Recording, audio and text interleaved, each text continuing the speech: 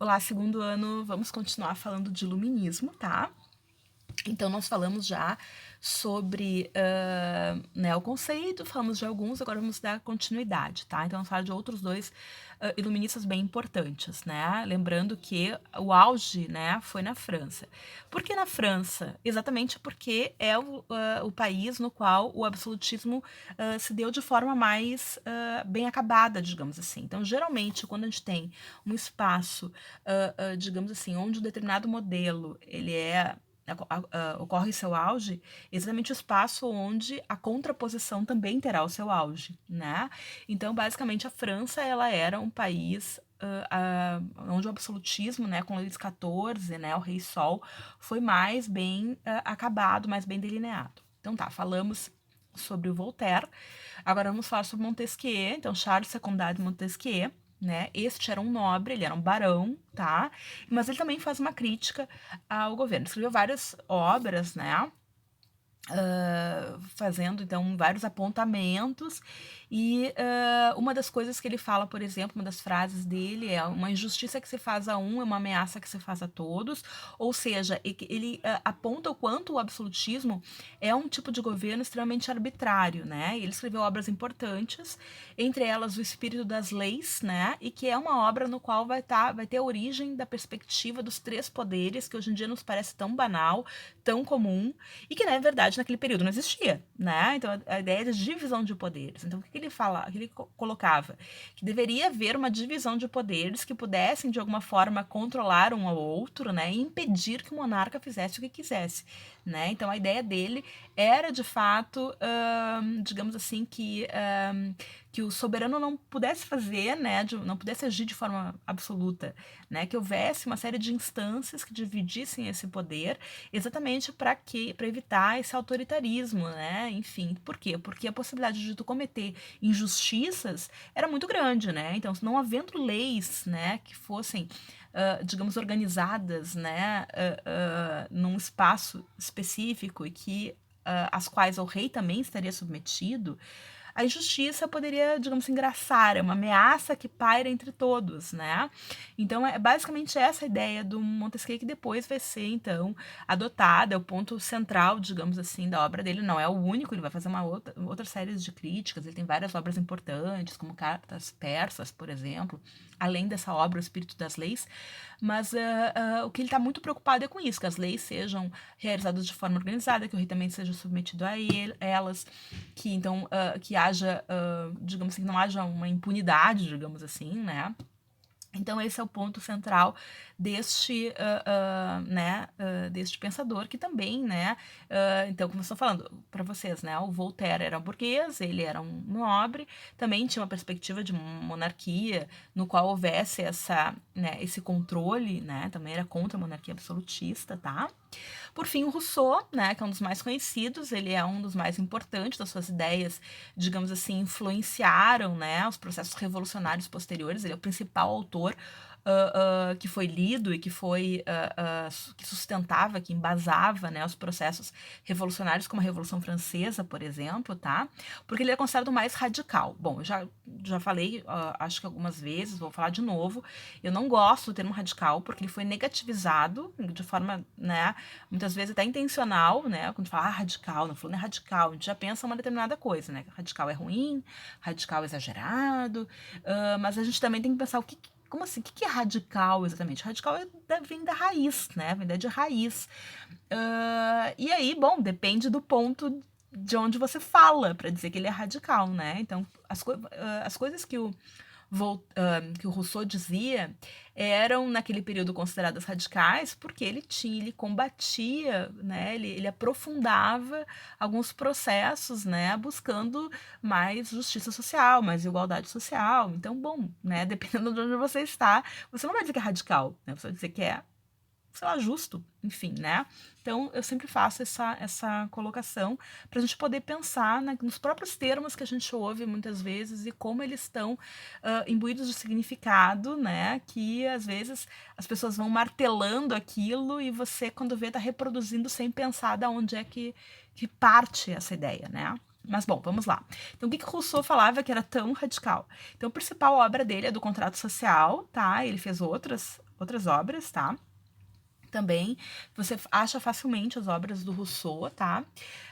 E basicamente o que ele dizia, tá? Ele achava que, ao contrário dos demais, que deveria haver não uma monarquia, etc. Não, ele achava que deveria haver uma democracia com efetiva participação social.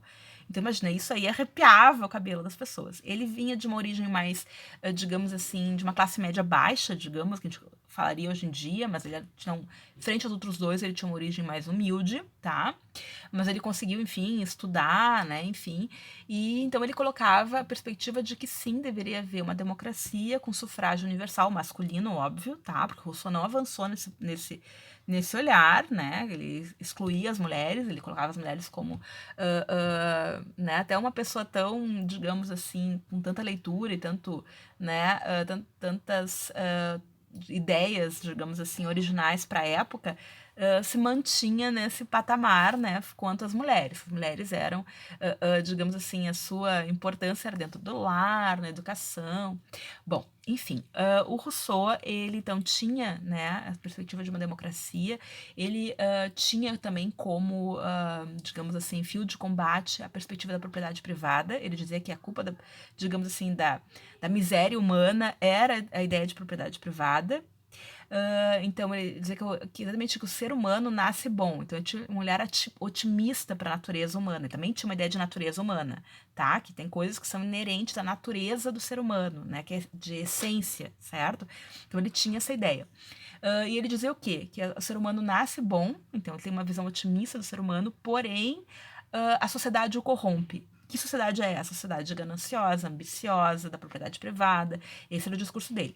Nossa, Rousseau era comunista. Não, ele não era comunista, tá? Então, as teorias do socialismo científico não existiam até então, tá? Então, a perspectiva comunista, etc., não existia neste período, tá? Mas ele tinha essa inspiração, tinha essa ideia de que os males da humanidade teriam se originado esse combate ao comunitarismo, uma ideia comunitária dos camponeses, e que isso fazia com que o ser humano se corrompesse, tá?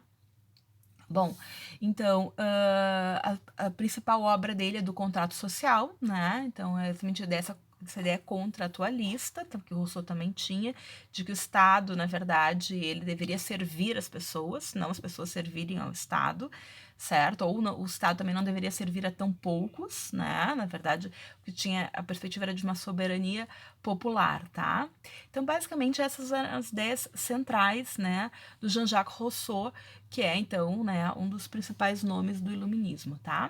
Bom, falando, então, desses três pensadores, né, a gente vai ter, por fim, a principal obra, né, deste período, é a chamada enciclopédia. Então, para quem não sabe, enciclopédia, né, na minha época, tipo um Wikipédia, por exemplo, né, na internet.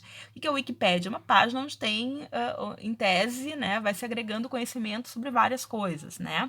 Então, enciclopédia, né, quando não havia internet, então na minha adolescência, na minha juventude, a gente, para estudar para alguma coisa, ou fazer um trabalho e tal, a gente consultava enciclopédias. O que são as enciclopédias? Eram livros que tinham verbetes, então, né, com, digamos assim, um resumo de tudo, todo o conhecimento humano. Essa era a ideia da enciclopédia, e ela surgiu durante esse período do iluminismo.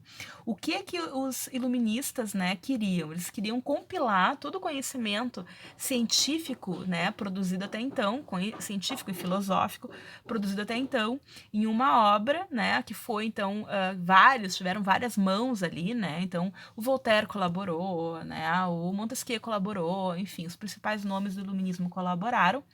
Essa obra foi organizada por dois filósofos, chamado D'Alembert, que era um matemático, e pelo Diderot, né, que era também um filósofo francês. Então, eles compilaram todo o conhecimento que havia naquele período em vários verbetes, né, e foi uma obra muito volumosa, né, foram, sei lá, acho que 35 tomos, nem sei, mas foi um monte de tomos, né, ou seja, de livros, enfim, e a ideia realmente era, né, fazer uma divulgação desse pensamento iluminista, tá, desse pensamento científico. Os iluministas, de um modo geral, bebiam nessa fonte, né, da perspectiva iluminista, científica, racional, né, uma ideia de experimentação, né, de conhecimento prático, de conhecimento empírico, de também e do conhecimento abstrato, né, lógico, digamos assim, tá?